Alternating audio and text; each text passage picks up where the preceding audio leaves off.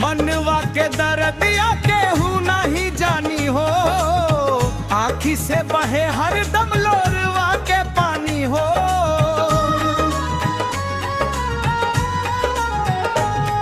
ओए मनवा के दर्दिया केहू नहीं जानी हो, आँखी से बहे हरदम लोरवा के पानी हो। दुनिया के काबा दुनिया ता कुछ भी बोली, जकरा पा बीते खाली उहे त जानी हो।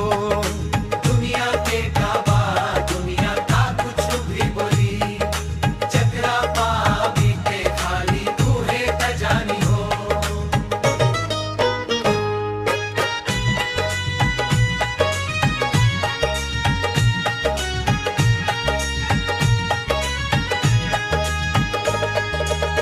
हंसे वाला हंसी खींचे वाला टांग खींची, बुरा समय आई तो सब कोई आँखी नीची।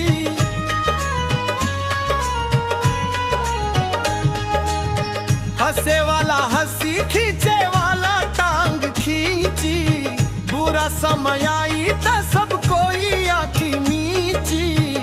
जख्मी जिगर के हाल केहू न टटोला है, दुनिया तक खाली जख्म पे नमक घोला है।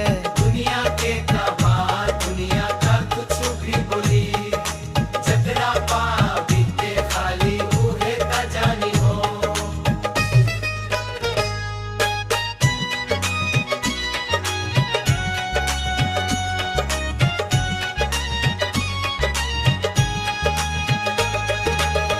अपना ही लोग देखा पीछे से वार करे, मुंह पे तमीठा बाकी पीछे से वार करे।